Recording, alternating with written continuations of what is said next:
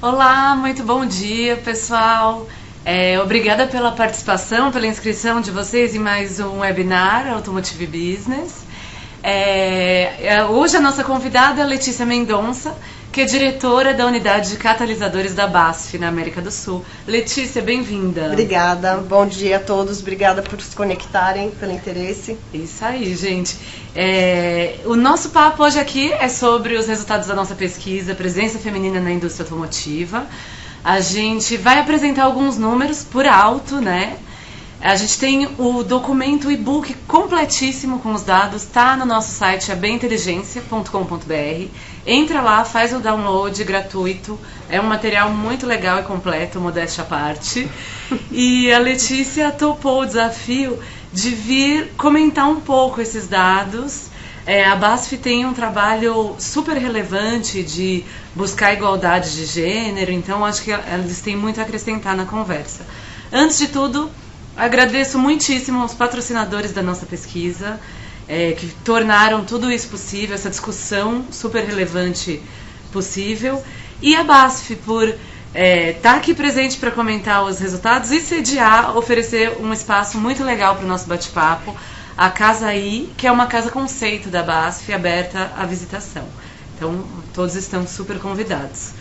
Então, para começar, Letícia, vamos lá? Vamos lá. Em resumo, antes de passar qualquer número, a nossa pesquisa, as conclusões mais relevantes é que a gente descobriu uma diferença salarial importante entre homens e mulheres no setor, diferenças na escolaridade, as mulheres estudam mais, né? E diferenças etárias. A percepção é que a mulher sai da indústria automotiva mais cedo. A gente vai destrinchar esses números um pouco mais, mas só para a gente aquecer, gostaria que você comentasse um pouco, Letícia, você percebe isso na sua atuação na indústria? Conta pra gente um pouco da sua história nesse setor. Então, eu tenho bastante experiência em áreas comerciais, vendendo matérias-primas para a indústria de plásticos e químicos para o segmento automotivo, né?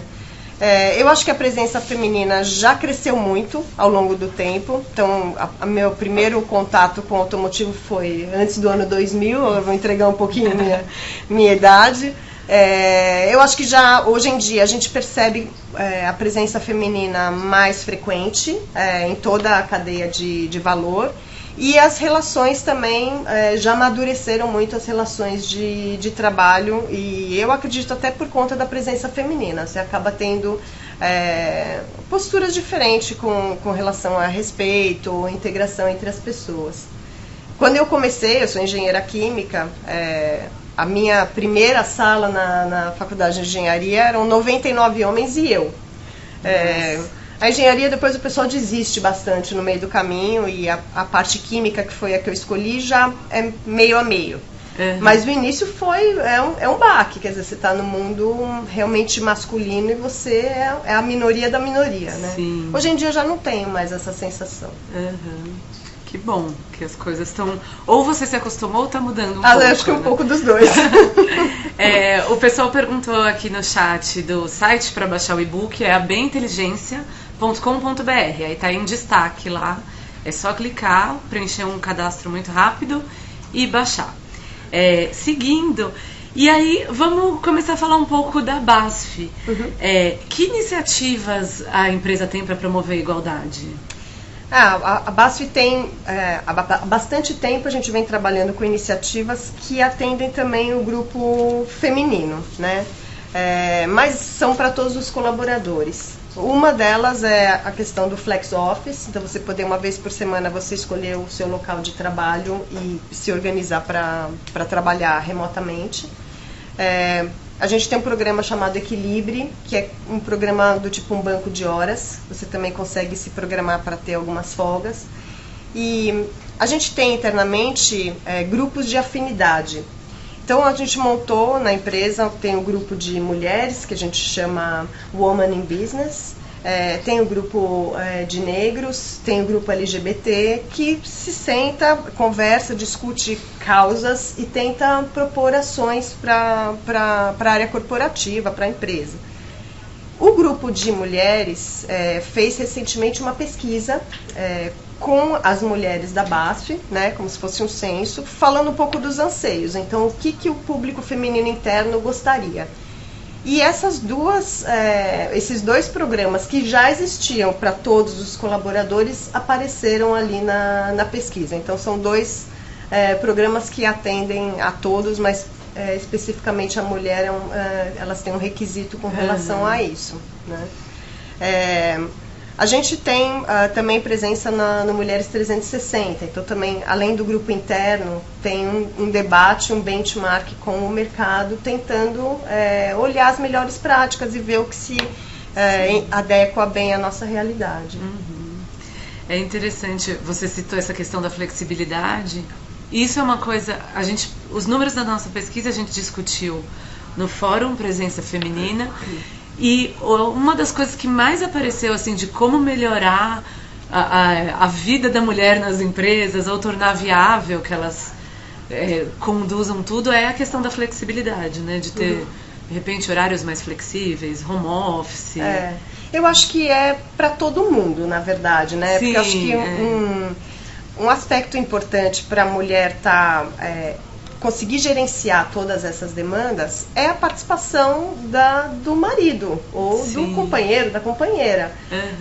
E nesse aspecto o Flex Office atende todo mundo. Então, mesmo para os homens que acreditam que a inclusão feminina é importante, também é bom ele ter o Flex Office para ele poder participar em casa de uma forma igualitária, né? Então, eu acho que é uma demanda feminina, mas na verdade ela é abrangente, todo mundo deveria participar. Nossa, muito bom. Excelente, concordo completamente. Vamos então para o primeiro recorte dos números da tela 2. Vou pedir para colocar.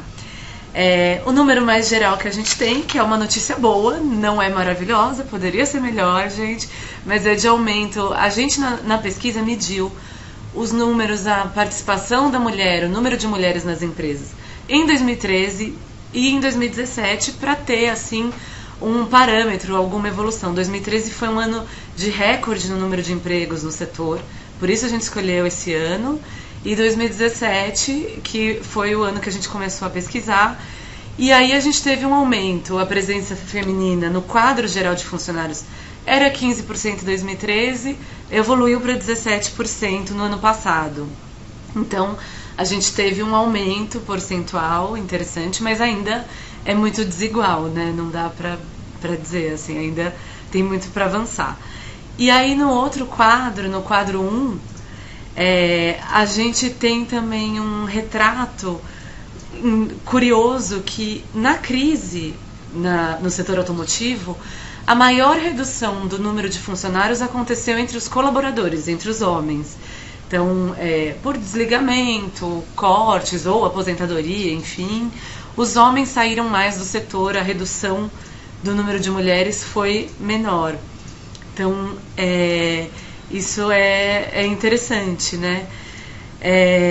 Na BASF, vocês viveram isso na divisão de catalisadores, Letícia? Olha, a gente viveu a crise, né? E como o mercado todo passou por ela, a gente também passou por situações de ajuste. Nós não temos uma estatística assim desse período, qual foi a redução de gênero, mas a gente tem dentro do setor automotivo da BASF, as áreas que trabalham para o setor, a gente tem uma presença feminina até forte.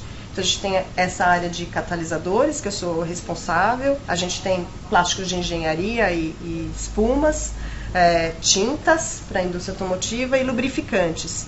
E esse conjunto de áreas é o conjunto onde a presença feminina é maior na empresa, por incrível que pareça. Então, no total, a presença feminina é de 28% na empresa, na América do Sul. E para essas áreas em conjunto, a gente tem um total de 47%. Uhum. E várias líderes, a gente tem uma quantidade até boa. Então, eu acho que a gente está destoando um pouco aí da curva. Sim. A Catarina comentou aqui que essa redução do número de homens pode estar relacionada aos maiores salários deles, né? A gente vai falar um pouco mais pra frente disso. A gente não tem como afirmar isso com certeza. A nossa pesquisa, a gente não fez essa pergunta, né? Mas é um indício, né? Um momento de crise, a presença da mulher aumentou um pouco, a redução foi mais concentrada entre os homens, então é uma possibilidade. Mas aí só um comentário, né? É uma possibilidade, mas eu acho que hoje em dia também uma boa parte das empresas no mercado tem políticas para tentar fazer a retenção feminina. Uhum. E nessa hora que você faz o ajuste, você também olha para as políticas internas, né? Então, Sim. pode ser que tenha tido uma influência também, além da parte salarial. Sim, né? Isso é uma visão interessante. Gente, podem mandar perguntas, viu? Não se intimidem, a gente tá aqui para isso, para conversar. Vamos passar mais um número da pesquisa, a tela 3. Mostra uma coisa que surpreendeu bastante a gente na Automotive Business e na MHD Consultoria, que é nossa super parceira que fez a coordenação técnica do estudo. Esse recorte é onde estão as mulheres no setor, em quais áreas. Então, assim, né, o grande volume fica na produção e na manufatura. Está muito concentrado nessa parte. Vocês, na BASF, isso se repete? Não, acho que até por ser uma indústria química, talvez tenha um perfil um pouco diferente, né? Nós temos as mulheres, na maior parte, estão na parte administrativa. Uhum. E aí, num percentual, na manufatura, só 15%. O único ponto de exceção é a planta de Camaçari, que foi um investimento grande que a BASF fez em 2015. E ali, como já foi desde o início do projeto, já se detectou a necessidade de treinar as pessoas, a mão de obra da região, foi feito um esforço maior para a inclusão da feminina. Uhum. E hoje lá a força feminina é 30%, Sim. porque foi feito esse trabalho. Uhum. O Vander perguntou aqui que você disse que tem 47% de presença feminina na BASF, se isso abrange todas as unidades de negócio. Não, são as áreas que atendem o mercado automotivo. Tá. Né?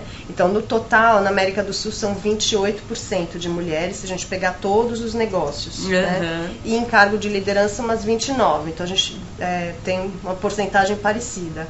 Essa porcentagem que eu mencionei é só nas áreas que atendem o mercado automotivo, que aí a gente tem uma presença feminina maior. Que legal, surpreendente. E em relação a essa presença tão interessante, né, um número tão legal de mulheres na empresa, isso foi um trabalho, foi uma construção, o quanto de esforço para ter mulheres na empresa a BASF concentrou, ou se isso já é, sei lá, uma coisa que vem do negócio? Conta um pouco. Assim, tem políticas de atração e retenção. E principalmente equiparidade de oportunidades, né? Sim. Então, assim, toda vez que a gente tem um processo seletivo, a gente tenta ter pessoas, candidatos de todos os grupos. Existe esse olhar, né? E eu acho que o próprio ambiente. Então, se você tem um ambiente onde as pessoas se sentem incluídas, se sentem à vontade para ser quem elas são, na forma que elas querem se expressar, você acaba conseguindo reter esse público. Sim. Né? Eu acho que é um pouco nessa linha. Tem uma questão de cultura corporativa mesmo, né? A gente viu muitos comentários do estudo traziam essa abordagem de culturas às vezes difíceis, rígidas, que não deixam talvez a pessoa exercer o que ela acredita, enfim. Ou o tema mesmo de você ter tolerância zero com abuso, com assédio. Quer dizer, você cria um ambiente que a pessoa vai trabalhar feliz, tranquila. E isso por si só é um agente poderoso de retenção e atração, né? É um ambiente seguro, né? Aqui teve gente que pediu se a gente tem evolução da presença em cargos de direção do setor. Temos, a gente vai falar disso daqui a pouco. Segura aí a ansiedade. Letícia, perguntaram aqui que você falou de 28% de mulheres na América do Sul. Como você consegue falar um pouco de outras regiões, assim? Se é essa mesma proporção? Não, a gente está até bem. A América do Sul tem 28% e globalmente a BASF tem 20% de mulheres. Ainda é baixo, se você pensar na representatividade da população, né? A gente ainda tem que aumentar isso aí. Mas na América do Sul a gente está bem comparado com o global. Ah, legal. E a Leila comenta aqui que na empresa onde ela trabalha, uma questão difícil quando eles começam a falar de diversidade é a dificuldade de identificar situações de preconceito no dia a dia, que é muito difícil trabalhar esse tema. Aí ela pergunta se na BASF existe uma clareza sobre isso. Acho que talvez isso seja uma abordagem até de viés inconsciente. Exato. Né? A gente tem agora um treinamento de viés inconsciente agendado. Porque é importante você fazer com que as pessoas façam a reflexão, né? Eu tô usando algum paradigma aí que está me impedindo de ver a coisa com clareza, ou eu estou agindo da forma correta mesmo. Sim. Acho que a colocação dela é muito relevante e é uma coisa que a gente tem que tomar cuidado, sim. Tá bem. Pessoal, mandaram aqui perguntas sobre o segmento agrícola. Esse ano a nossa pesquisa não teve abrangência, não investigou isso, e a Letícia é da área de catalisadores, então a gente não consegue abordar, infelizmente. Voltando aqui, gente, mais um recorte do nosso estudo, da tela 4, a gente percebeu que existe uma diferença etária, que é algo curioso, né, no setor, que 28% dos homens do setor automotivo têm mais de 46 anos, enquanto só 11% das mulheres têm mais de 46 anos. Então, a impressão, né, claro que também a gente não consegue aprofundar isso, mas talvez as mulheres tenham mais dificuldade de permanecer no setor por algum motivo, ou dificuldade de ascensão profissional, ou dificuldade para conciliar com a vida pessoal, ou opção, né? A Letícia, a gente estava conversando um pouquinho antes, você comentou isso, às vezes a mulher tem essa possibilidade e escolhe sair do setor por algum motivo pessoal. Eu até brinquei com ela que eu sou do grupo perseverante, então. É verdade. Segurou a bronca aqui. E aí a tela 5, que é mais um recorte do estudo, a gente traz um dado de maternidade e paternidade. E é interessante porque a gente vê que tem mais homens que são pais no setor do que mulheres mães. Então é uma coisa curiosa. Gostaria que a Letícia falasse um pouco, né, da visão dela sobre isso e também da BASF, de como é o trabalho quando se trata de maternidade, se existem políticas específicas. Tá. A BASF estende a licença maternidade, né, que é uma opção da empresa, então a licença estendida de 6 meses. Tem o lactário, tem um auxílio para creche por 2 anos, tem os programas que eu já mencionei de home office e o equilíbrio, que é tipo um banco de horas, né? E a gente, através dessa participação no Mulheres 360, teve um benchmark e agora tem uma proposta de fazer um coach para o líder da gestante, né? Então, o coach, como tratar o tema antes e depois do retorno da licença. E eu acho essa ideia muito interessante, até contando um pouco da minha experiência pessoal, né? Eu tenho 2 filhos e eu tive 2 experiências de licença maternidade bem distintas. São experiências anteriores ao meu período na BASF.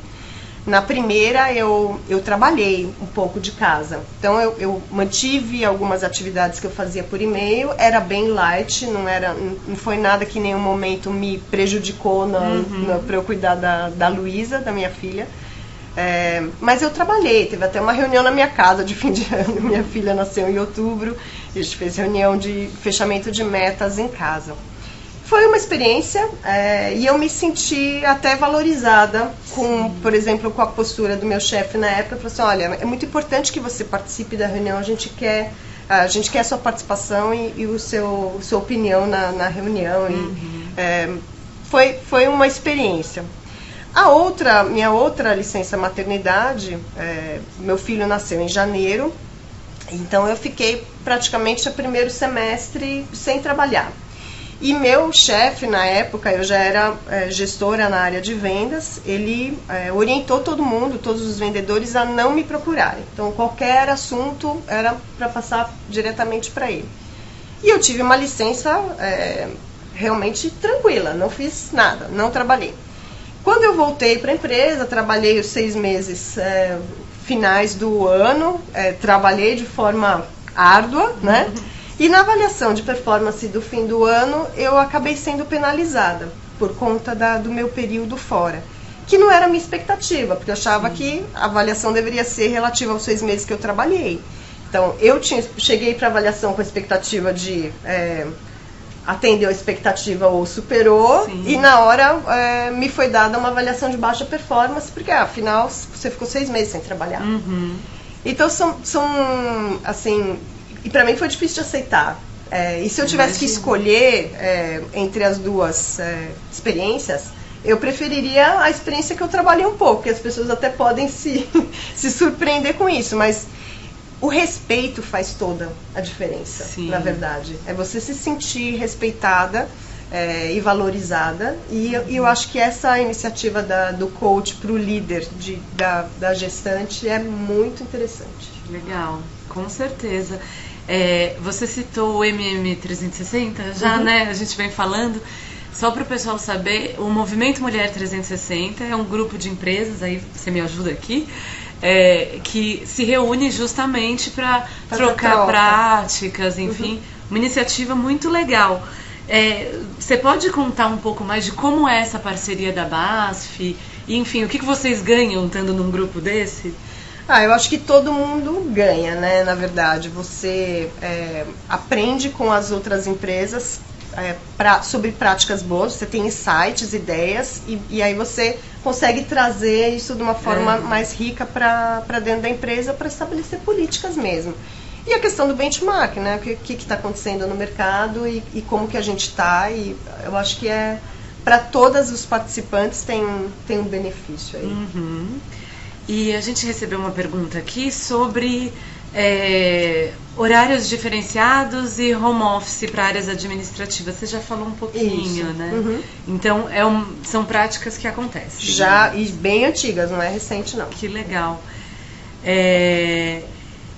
Aí, uma pergunta sobre cultura corporativa. Que dica você daria para quebrar barreiras internas relativa à falta de identidade das mulheres ou com programas específicos para elas? Então, pensando em cultura corporativa, por onde você acha que as empresas poderiam começar, assim?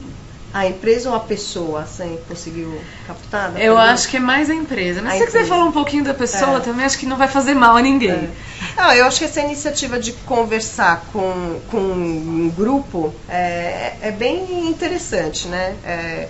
Esse que eu citei, que a gente tem, grupo de afinidades, né, na BASF, é um grupo que se reúne, discute e tenta estabelecer ações mesmo tangíveis para melhorar aspectos. Então, eu acho que, do ponto de vista da empresa, é uma forma fácil de estruturar. Você consegue ter representantes em várias áreas de negócios ou plataforma de serviço. E aí consegue ter uma visão também abrangente da sensação das pessoas, né? E das oportunidades de melhoria. Uhum. E falando em grupos de afinidade, você pode contar um pouco mais também das ações? Aqui a gente está com esse recorte, a nossa pesquisa trata de gênero, né? Mas você pode contar um pouco mais das ações para promover a diversidade de forma geral, de raça, de orientação sexual? De que forma vocês trabalham na BASF?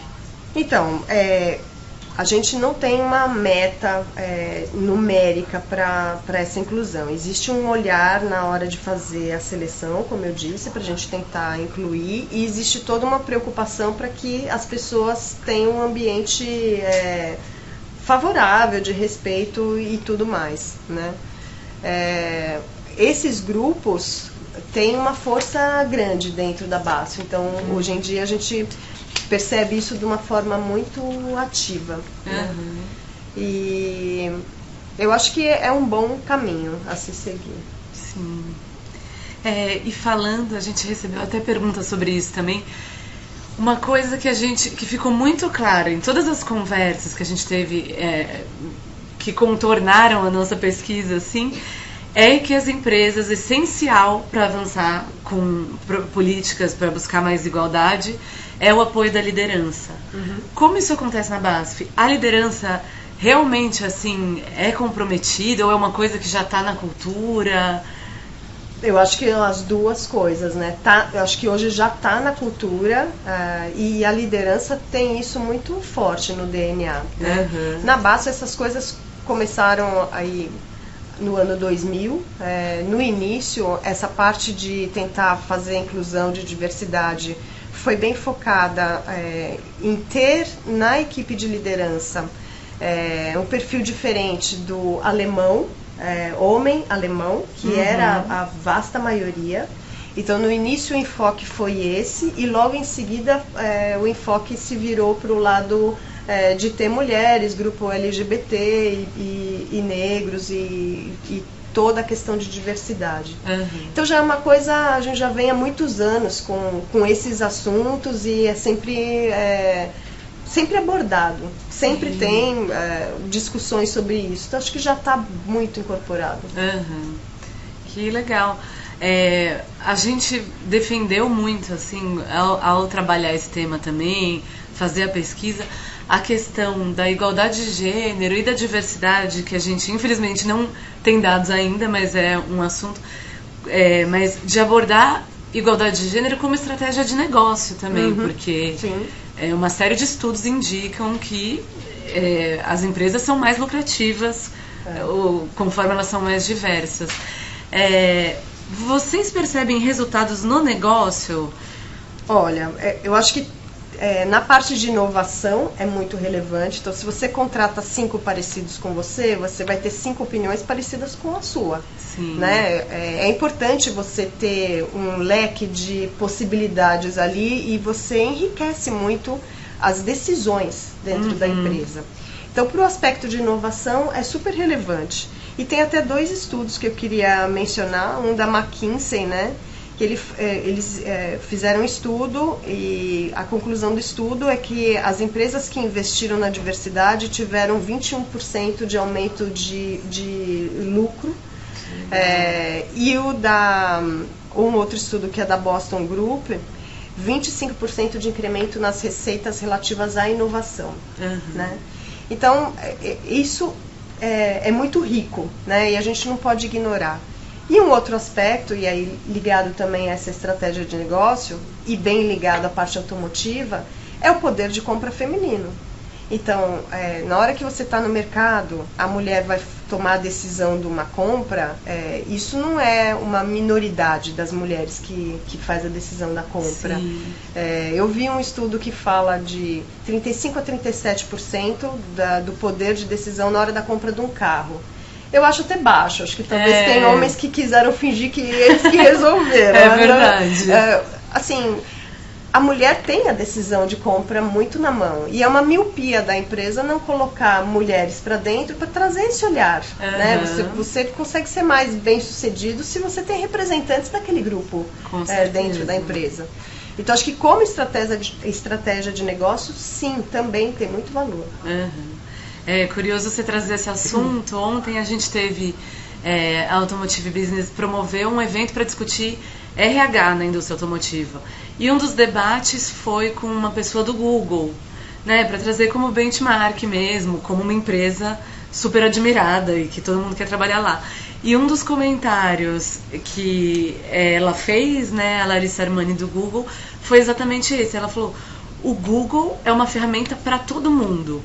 Então a gente tem que ser feito por todo mundo, né? Exatamente essa busca, acho que é essencial. E nesse ponto, se a gente entrar na parte automotiva, talvez ainda tenha um espaço assim, para amadurecimento, se a gente pensa nas feiras do setor. Então, recentemente eu fui na Feira Duas Rodas. Sim. A Feira Duas Rodas, gente, ela é montada para o público masculino. 100%. Sim. Então você vai ver a moto, tem sempre uma mulher com uma roupa justa, decotada em cima da moto, porque aquilo foi feito para atrair o público masculino. Né? eu passei pela feira e numa marca específica eu entrei no stand porque eu queria olhar, eu gosto do design das motos e tal. Ninguém se aproximou de mim para perguntar se eu queria comprar a moto. E eu tenho dinheiro, eu não ia comprar moto, mas eu seria o público-alvo, eu tenho poder aquisitivo para comprar uma moto. Sim. Então, você percebe ainda no ar isso, ainda tem um espaço para evoluir, você fala, poxa, é uma miopia das empresas não perceberem. Né? Eu acho, esse ano eu tô bem, a gente tem salão do automóvel, né, no segundo semestre. E eu tô bem ansiosa, porque no salão anterior de 2016 foi muito criticado exatamente esse aspecto, entre os jornalistas que fizeram a cobertura, esse aspecto de o salão ser feito para o público masculino, né? Muita mulher, e as mulheres, assim, a gente como mulher visitando o salão, você vê que é desconfortável, um salto enorme, numa situação chata para a mulher e tal. Então, isso foi muito criticado. Acho que a expectativa está grande para nesse ano as marcas começarem a se abrir para mudança, né? Inclusive, essa feira Duas Rodas, depois eu vi na TV que teve um panelaço de mulheres motoqueiras pelo corpo. Ah, que legal! Poxa, né? Tem que fazer.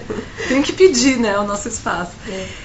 Aqui, Letícia, o Vander pergunta, que ele diz que ele observa que no setor comercial de compras e vendas há uma presença feminina maior em compras e presença majoritariamente masculina em vendas. Aí ele pergunta se você concorda e se pode comentar a respeito dessa impressão. Olha, eu nunca tive essa impressão. Já trabalhei com várias mulheres vendedoras, eu mesmo, boa parte da minha carreira, trabalhei como vendedora de produtos químicos, como eu disse. Eu não tenho essa percepção, não tenho. Não sei como que ele visualizou isso. De qual empresa. Aqui eles perguntam, a Leila pergunta se tem alguma política, a BASF tem alguma política na contratação. Por exemplo, contratação às cegas para selecionar candidatos sem saber o gênero, a cor, enfim. Não, tem a preocupação de, como eu disse, ter candidatos de perfis diferentes. E aqui uma pergunta também, na sua visão, qual a maior dificuldade das mulheres no setor automotivo quando a gente avalia o aspecto de ascensão profissional? Você percebe alguma resistência? E se você, acrescento aqui a pergunta, se você já passou por isso, já sentiu isso por ser mulher? Olha, eu não tenho dados específicos sobre o mercado automotivo, mas pensando no mundo feminino dentro do segmento industrial, né? O que a pesquisa interna na BASF trouxe foi muito essa questão de conciliar vida particular com a profissional, que eu acho que passa muito por como você se organiza do ponto de vista pessoal, é um desafio. Se você tem um companheiro que é realmente companheiro, faz toda a diferença, e se você não tem, você tem que ter um esquema para te apoiar, se você quer fazer carreira. Porque também, é o que eu sempre falo, né? São escolhas. Às vezes a mulher, ela não quer, ela quer parar de trabalhar quando tem filho, e é uma opção válida, que a gente tem também que respeitar. Sempre que você faz uma opção, tem consequências, né? Então você optou, vou seguir uma carreira e não vou abrir mão do meu trabalho, você não vai ter o mesmo tempo para os seus filhos do que uma mulher que parou de trabalhar. E são alternativas que você tem, cada um tem que buscar a sua que te faça mais feliz, né? Eu, por exemplo, não posso ficar em casa, porque eu não sou feliz e aí não consigo passar isso até para os meus filhos, né? Então, acho que tem uma questão pessoal para você resolver, e aí, depois que você resolveu, como você vai se organizar para suplantar esse desafio. Outra coisa que saiu bastante na pesquisa foi um desejo por uma mentoria. Então, até falando um pouco de um programa da BASF que eu não falei, a gente tem uma plataforma de mentoria que você pode selecionar o seu mentor, e ele pode estar na Itália, por exemplo. Que legal. E aí você pode escolher, ou uma pessoa que tenha alguma dificuldade que eu quero resolver, a pessoa tem uma experiência naquilo. Então, por exemplo, eu sou do grupo LGBT e eu tenho um problema com isso e eu escolho um mentor que passou por experiências para me aconselhar. Sim. Ou eu escolho alguém completamente diferente. Então eu sou da geração millennials e eu vou pegar alguém de uma geração bem anterior à minha para me ajudar a dar uma equilibrada em alguns aspectos. Uhum. Então isso é muito bacana. E saiu na pesquisa feminina como um desejo e uma coisa que potencializaria a carreira feminina. Então pode ser um aspecto. E o outro que eu acho é assumir um pouco o risco. Então a gente vê dentro da empresa, né? Às vezes a gente tem uma ferramenta que é para você divulgar vagas. Então antes da gente procurar no mercado por um perfil de colaborador, a gente divulga internamente. Às vezes alguém interno quer se movimentar. Sim. É interessante do ponto de vista de desenvolvimento para o colaborador e para a empresa também ajuda, oxigena. Né? Então tem essa ferramenta, a vaga é publicada e as pessoas podem se candidatar àquela vaga. E o que a gente percebe é que as mulheres são mais tímidas nessa hora. Então ela lê muito bem tudo que está ali na vaga e eu não preencho isso aqui, bem isso aqui. Então eu acho que eu não tenho chance. E ela não se candidata, ela não corre o risco. E o homem já, não, vou me candidatar. E se for não, é não. Né? Então eu acho que isso também, de tentar assumir mais o risco, né? Ser mais ousada, vai mais pra cima. Né? Isso a gente ouviu bastante também, né, nas nossas conversas sobre a pesquisa, essa coisa de que os homens, eles não preenchem 100% dos requisitos e se candidatam e tentam, e a mulher fica sempre numa cobrança, assim, né? Acho que a gente pode colocar aqui até a próxima tela, número 6, com dados de escolaridade, que acho que se relaciona com isso que você citou, Letícia, que a gente percebeu que a diferença na escolaridade entre homens e mulheres no setor automotivo é imensa, assim. As mulheres com um nível superior é um número bem maior. Em geral, as mulheres se preparam mais, né? Acho que talvez nessa busca. Aproveitando, aqui na BASF tem algum trabalho até para encorajar essa ousadia nas mulheres, assim?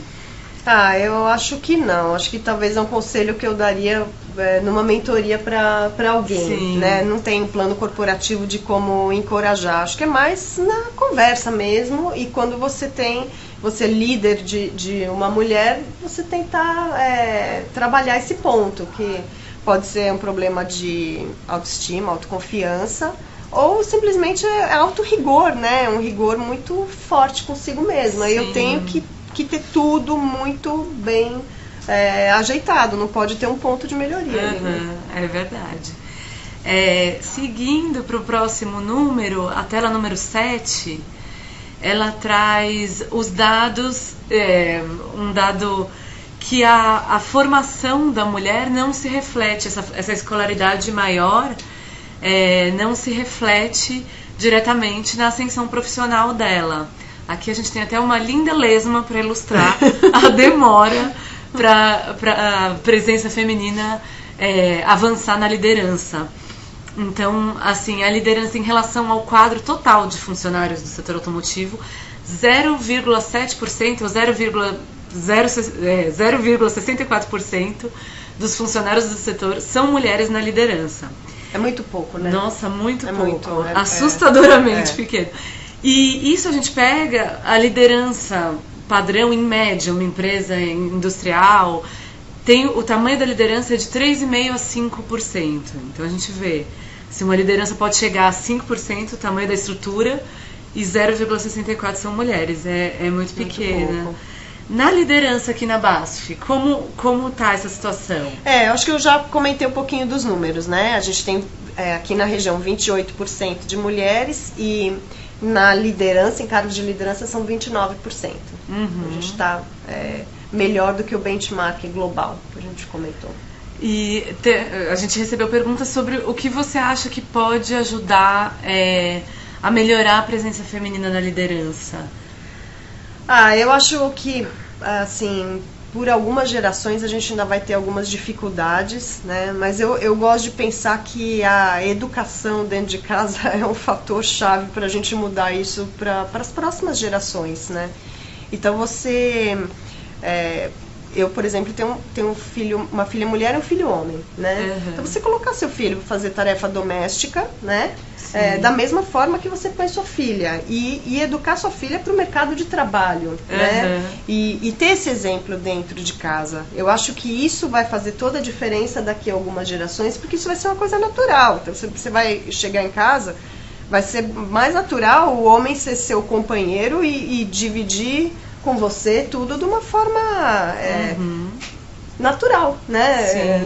Normal.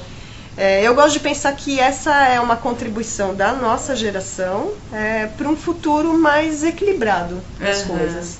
Acho que até lá a gente ainda vai ter que participar dessas discussões, porque acho que você criar awareness e conversar dentro das organizações sobre isso ajuda a acelerar o processo, né?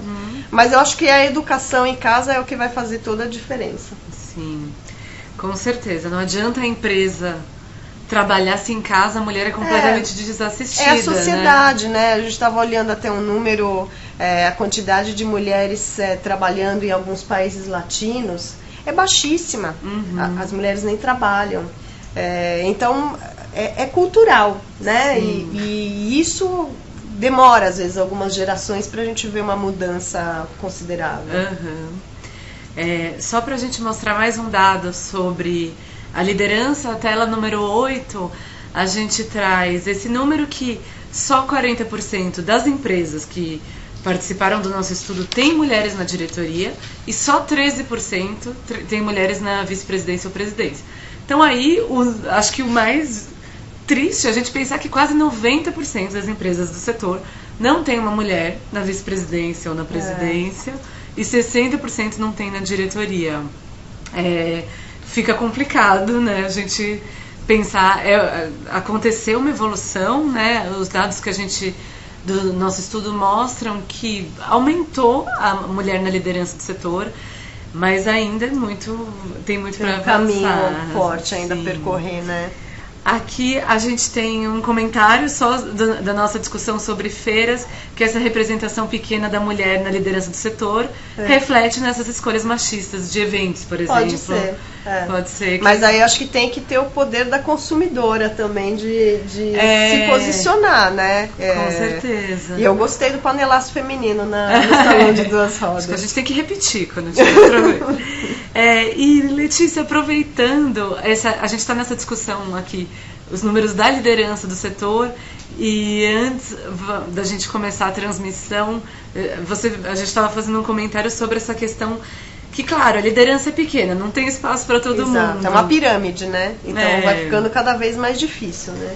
Então, um pouco desse trabalho de dar, empoderar, uma palavra um pouco desgastada, mas acho que nesse caso se aplica bem, empoderar a mulher em qualquer posição, né? Enfim, você tem algum comentário sobre isso? A BASF tem algum trabalho? Eu acho que é a questão da mulher acreditar nela mesma e buscar com todas as forças, né? Eu acho que hoje a maior parte das organizações tem uma consciência maior para dar oportunidades para todos os grupos, né? E aí tá um pouco na mão de cada um, né? O que você quer para sua carreira e você trabalhar para aquilo. Nada substitui a meritocracia, né? Então tem que ter mulher em cargo de liderança, mas tem que ser mulher muito bem preparada, né?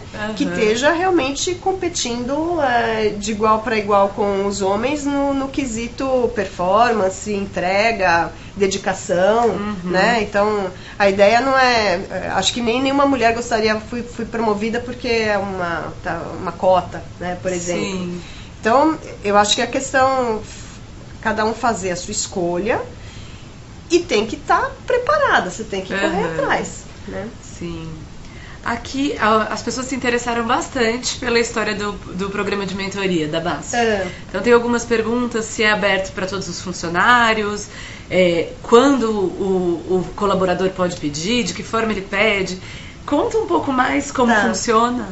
É aberto para todo mundo, é uma plataforma na intranet, né? Então você pode selecionar, como eu disse, o mentor que você quer. É lógico que tem que ver se a pessoa está com tempo disponível naquele momento, né? Mas é muito interessante, porque é uma troca de experiências, assim. Então, a gente até tem um roteiro, como conduzir um programa de mentoria. Então, né, uma primeira reunião, você tentar conhecer a pessoa, quais são as dificuldades, depois você vai tentando montar um plano de ação. Mas também é muito baseado na empatia e na divisão e você dividir as suas experiências com a pessoa para quem você está dando a mentoria, né? Então, estabelecer uma relação de confiança com alguém que não tenha um vínculo hierárquico com você. Então, coisas que você não gostaria de falar com o seu gestor, mas que te afligem, e aí você consegue dividir com outro representante dentro da empresa, né? Então, eu acho que é muito bacana, principalmente para turma jovem que entra, que tem essa urgência de eu quero ser promovido, eu quero mudar de cargo rapidamente, né? Tem uma ansiedade muito grande, então para tentar ajudar a acalmar. Acho que tem benefícios para muita gente. E mesmo para a geração mais antiga, de você se atualizar, né? Como o jovem está pensando, o que está trazendo, então, toda essa parte de digitalização, a gente tem um monte para aprender com essa turma. Eu mesma dei mentoria para uma moça uma época, eu brincava com ela, falei assim, não, para, me explica o que é isso, eu não entendi o que você falou. Não tô conseguindo acompanhar. Então, ela aprendeu comigo e eu com ela, né? Sim. É uma troca interessante. Com certeza, acho que areja os dois lados, né? Aqui a Flávia pergunta quais os indicadores a BASF usa para medir a evolução da diversidade. A BASF faz censos, então de tempos em tempos tem um censo para todos os colaboradores e a pessoa se autodenomina, por exemplo, com relação à raça, orientação sexual, a pessoa pode preencher se identificando ou não, mas é um censo para ajudar a fazer esse acompanhamento. Tá? Aqui a gente eu não trouxe esse dado, mais um dado do nosso estudo, eu não trouxe um recorte, né, uma tela, porque é um pouco mais complexo, são muitos números, mas é sobre salários. Recomendo a todo mundo que está assistindo pegar nosso estudo e olhar com cuidado. Esse é um outro ponto, né? É um pouco decepcionante. Eu estava vendo outro dia um vídeo de um vídeo holandês, e aí tem duas crianças, né? São várias cenas, então são duplinhas de crianças, um menino e uma menina. E a pessoa que está conversando com as crianças fala, coloca as bolas azuis nesse cesto e as cor-de-rosas nesse.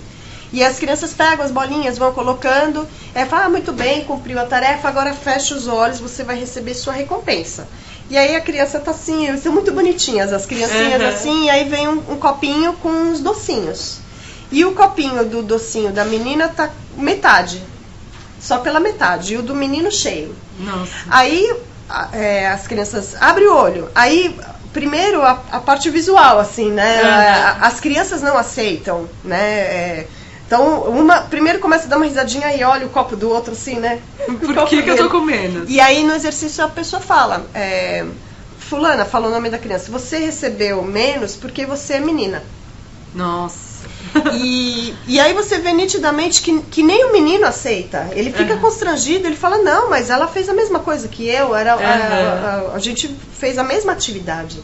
Sim. Então, assim, como que quando é criança as pessoas não aceitam e depois se pode conviver com uma prática dessa, né? Então, até para complementar, né, na base o esquema a gente chama grades strata. Então, toda a parte salarial ela é organizada por bandas, por ranges de salário e independente do grupo. Né? Então, você consegue ter uma equalidade maior dessa forma. Que legal. Nossa, realmente, acho que esse vídeo que você contou... É muito bacana. Aí depois a gente pode mandar o link, que eu não tenho aqui, mas a gente pode colocar. Tá no YouTube. Nossa, no estudo, a gente... o que ficou claro que no começo da carreira, desde sempre tem uma diferença salarial, mas no começo ela é bem discreta, de menos de 1%. ela vai avançando conforme os profissionais ascendem, né? E nos cargos mais altos, que é de vice-presidência e presidência, a mulher chega a ganhar quase 34% menos que o homem. Gente, é muito absurdo, né? 34% só por causa do seu gênero. É inaceitável, né? É inaceitável, completamente. E a BASF, então, vocês têm alguma política de transparência, alguma medida para evitar que isso surja na empresa? Não, todo mundo conhece o sistema, né? Isso é apresentado de forma transparente e tem sempre um benchmark também com o mercado, para a gente ver se esses ranges, se essas bandas estão adequadas com o que o mercado tá pagando. Então pode acontecer de uma pessoa estar mais para cá, no range, outra mais para lá, mas você tem uma regra que é para todos, né? A sua posição na faixa, às vezes depende o tempo de empresa, quanto tempo você está naquele cargo, então você pode se movimentar dentro da faixa, mas dentro de um certo limite, você tem um mínimo e um máximo. Acho que esse tipo de política, essa clareza é muito importante, né? Aqui tem uma pergunta sobre ascensão profissional, né? Que a gente comentou que as mulheres muitas vezes podem, como elas podem conciliar a opção de abrir mão da carreira pela maternidade, que elas podem escolher por isso, porque a ascensão profissional não acontece para as mulheres na indústria automotiva na mesma velocidade que acontece para os homens. E aí a pessoa pede um comentário seu. A gente já falou um pouco, mas se você quiser acrescentar alguma coisa... eu acho que ela faz essa opção, né? Parar de trabalhar, né? Como eu disse, 1 ano, 2 anos. Pode ser um período maravilhoso, se aquilo é o que vai deixar ela feliz. É a primeira coisa, né? A gente está na vida para ser feliz. Então, o que vai me deixar feliz é ficar 2, 3 anos só cuidando do meu filho? Faça. Mas depois, pensa, pode ser mais difícil reingressar, pode ser mais difícil eu me promover mais tarde, né? Como eu disse, toda escolha tem uma consequência. Sim. Né? Eu respeito, como eu disse, meus filhos terminou a licença maternidade e foram para a escolinha a período integral. Sim. Mas foi uma opção minha, eu nunca quis parar de trabalhar. Eu respeito, mas eu acho que pode ser um complicador depois. Sim. E aqui a Leilane pede: que dica você daria para uma mulher no início da carreira que deseja alcançar liderança nesse setor? Se preparar do ponto de vista acadêmico, né? E trabalhar duro, como eu disse, é meritocracia. Tem um mundo aí, é uma pirâmide, você tem que... Sim. Né? E achar uma empresa que reconheça essa meritocracia, né? Que não tenha um viés, assim. Não sei se vocês têm esse dado, mas perguntaram aqui qual o número de transgêneros da BASF no seu quadro laboral. Não sei se tem e se eu não tenho, talvez tenha no censo, mas eu não sei o número para divulgar. Não temos aqui de cabeça. E aí, uma questão sobre se a empresa percebe, a gente comentou sobre esse potencial da diversidade de melhorar resultados, se a BASF percebe uma melhoria dos resultados relacionado com o aumento da diversidade.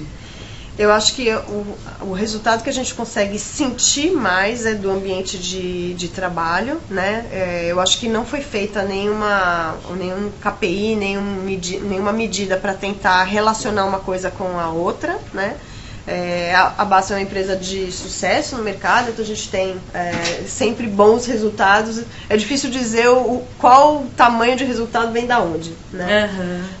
Mas eu acho que o principal que a gente consegue medir, sentir, é o clima organizacional. Sim, com certeza. Eu acho que ter exemplos, né? Você ser uma mulher que entra, uma mulher ou um negro ou um transgênero, enfim, que entra para trabalhar numa organização que você vê que tem iguais a você lá em cima, né? Isso já é inspirador por si só, né? Você olha e fala, bom, então vamos trabalhar porque, né? Aí você pode exercer a meritocracia, né? Você fala, tá bom, aqui eu suo e vai dar certo. E aí uma questão sobre o board, se é composto por quantas mulheres e qual é a sua opinião em relação a isso? Tem uma mulher no board e é relativamente recente.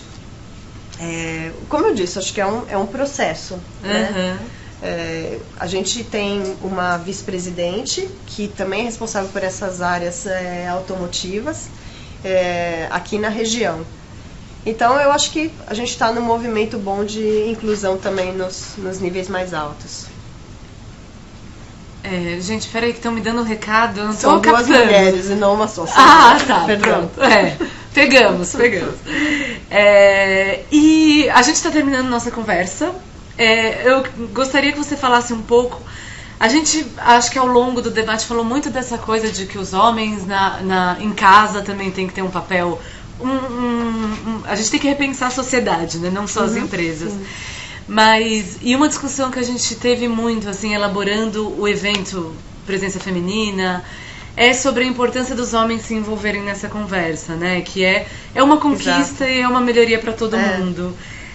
Fala um pouco disso, Letícia, se na BASF os homens estão participando do debate. Esse grupo que eu comentei de mulheres, né, Women in Business, até atualmente está também com esse foco de trazer os homens para a conversa, né? Porque é uma coisa da sociedade mesmo, né?